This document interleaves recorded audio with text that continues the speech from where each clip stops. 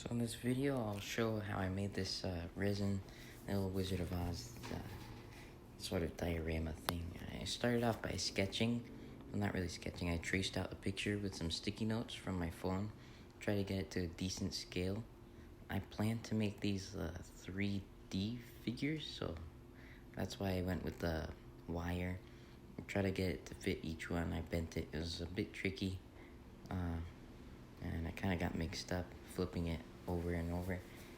I didn't really need it with the end result, but if you want to add more structure to your figures, I guess you can do that. I should have thought about this more now I'm watching this. So I got it to fit, and I got some clay blocks. I tried to cut it as evenly as I could so each figure would be about the same size and scale, which I really wanted to make sure I had. I built up from the legs for each one.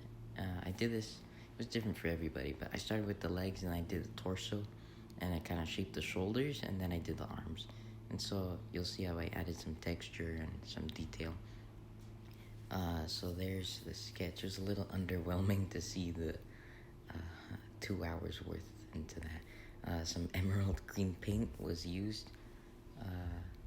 Kind of got lost in there, but I started painting it and then added more details. It looked pretty good. I made the form out of foam core with some packing tape.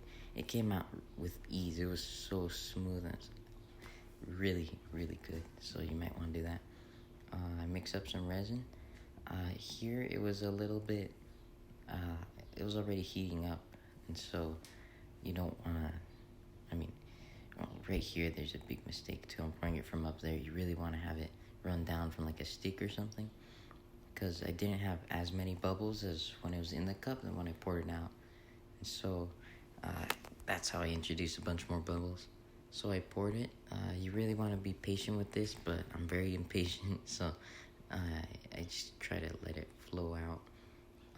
I needed to make a second pour because it didn't cover the Tin Man a little bit, so I kind of had to fix that up a bit.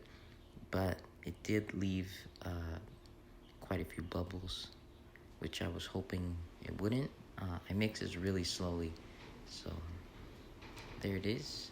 Overnight, I came back and it looked kind of yellow between some of them, and I think that was the mix of the second pour, which I tried to stir in, and it left some swirls, and so I don't know if that changed anything. I masked it off and painted, spray painted a little bit of the yellow road, and then I went with some blue spray paint as like a blue background for it. This will leave as a good background to write stuff on the back as well. And so I did that. I really painted the whole thing on top. Be one solid color. No kind of strange little streak things. There's the back, and I was left with a nice surprise, actually. You could see the road like that. It worked out really well. I wrote a little note on the back, and it's almost like a mirror. You could see through the reflection on the sides, which is really neat.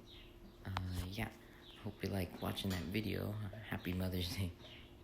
Yeah, you can subscribe if you want, but you don't have to.